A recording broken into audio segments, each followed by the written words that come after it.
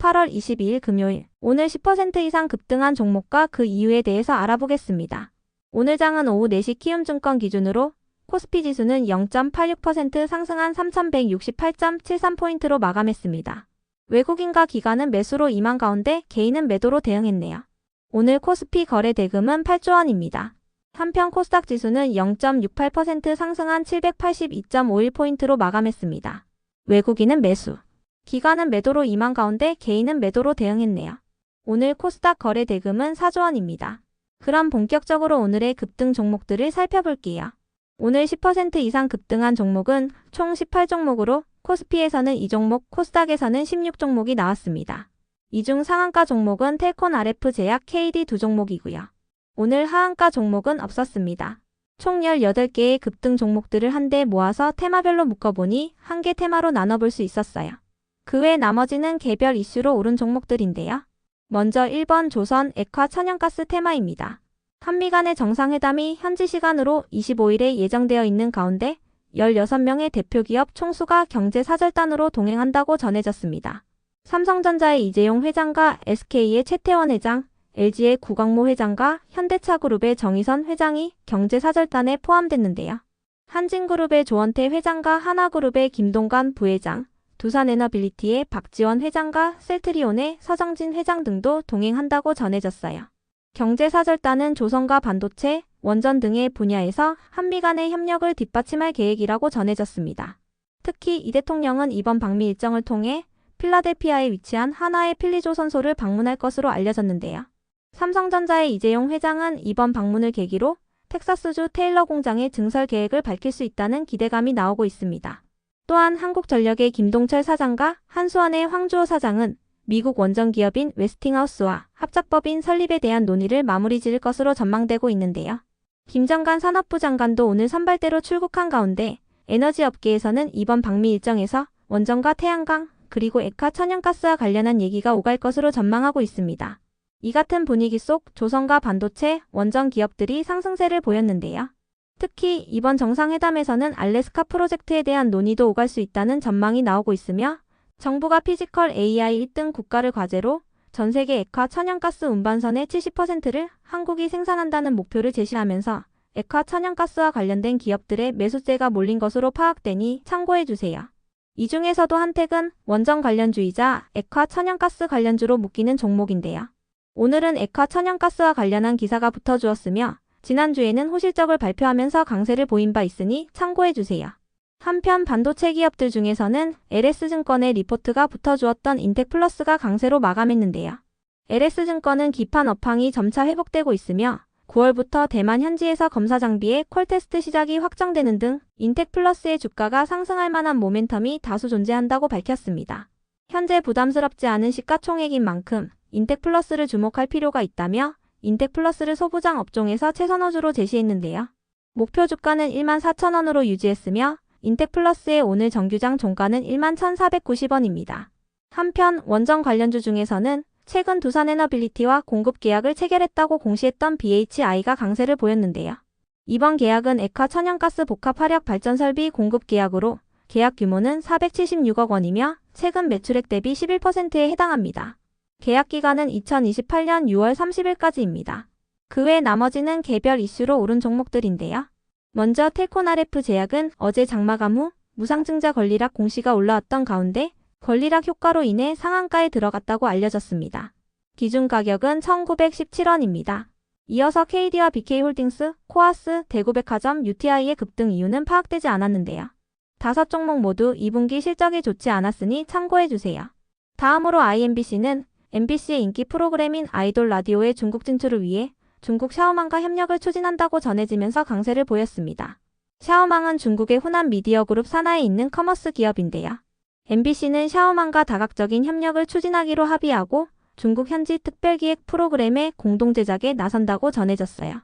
최근 중국의 방송 인터넷 감독 기관인 광전총국은 드라마와 콘텐츠 제작 분야의 혁신을 위해 중국의 주요 플랫폼과 제작사들에게 해외 드라마의 수입 제한을 없애는 공문을 보냈다고 전해진 바 있는데요. 이 같은 소식들 속에서 IMBC가 수혜 기대감을 입으며 강세를 보인 것으로 파악됩니다. 그 밖에도 EBS법의 개정안이 오늘 여당의 주도로 국회 본회의를 통과했다고 전해지면서 방송 기업들이 상승세를 보였으니 참고해주세요. 개정안의 통과로 공영방송의 지배구조 개편을 위한 방송 3법 개정이 완료되었다고 전해졌는데요. KBS와 MBC, EBS는 이사회의 사장후보 국민추천위원회를 두어야 하고 YTN과 연합뉴스 등의 보도 전문 채널은 사장을 선임할 때 국민추천위원회를 구성해야 합니다. 국민추천위원회는 전체 인구를 대표하는 100명 이상의 위원으로 구성되며 보도 책임자의 경우 직원 과반수의 동의를 통해 임명된다고 전해졌습니다. 이어서 시어스테크놀로지는 어제 특별한 호재 없이 11%의 강세로 마감한 바 있는데요. 시어스테크놀로지는 지난주에 실적 발표가 있었으며 전년 동기 대비 매출액은 799% 증가한 79억 원을 기록하고 영업이익은 흑자 전환한 14억 원을 기록했습니다. 한국투자증권은 시어스테크놀로지의 2분기 흑자 전환이 중장기 고성장의 출발점이라며 연간 영업이익도 흑자 전환을 전망한다고 밝혔는데요. 이 같은 전망에 시어스테크놀로지가 오늘도 강세를 이어간 것으로 파악됩니다. 다만 투자 의견이나 목표 주가는 밝히지 않았으며 시어스테크놀로지는 주식 매수 선택권 행사로 인한 추가 상장을 앞두고 있으니 참고해주세요. 7만 5천 주가 8월 25일에 추가 상장될 예정이며 행사 가격은 1,750원부터 1만 원 사이입니다. 시어스테크놀로지의 오늘 정규장 종가는 44,100원입니다. 다음으로 삼양컴텍을 비롯한 방산 기업들이 상승했습니다. 트럼프 대통령이 러시아와 우크라이나를 중재하고 있는 가운데 러시아가 휴전 협상에 대한 소극적인 태도를 보이고 있다고 전해졌는데요. 트럼프 대통령은 SNS를 통해 침략국을 공격하지 않고 이기는 것은 불가능하지는 않지만 매우 어렵다며 우크라이나와 러시아의 경우도 마찬가지라고 밝혔어요. 트럼프는 러시아가 협상에 좀 더 적극적으로 임하지 않을 경우 우크라이나의 반격에 힘을 실어주겠다고 경고한 것으로 해석되고 있는데요. 그 밖에도 대만이 내년 국방 예산을 증액하기로 했다는 소식도 동반되면서 방산 기업들이 반등세를 보였습니다. 중국의 군사 위협과 미국의 방위비 증액 요구 속에서 대만은 내년 국방 예산을 9,495억 대만 달러로 올렸는데요. 이는 올해보다 22% 늘어난 금액이라고 전해졌습니다. 방산 기업들 중에서도 월요일날 신규 상장한 삼양컴텍이 강세로 마감해 주었네요.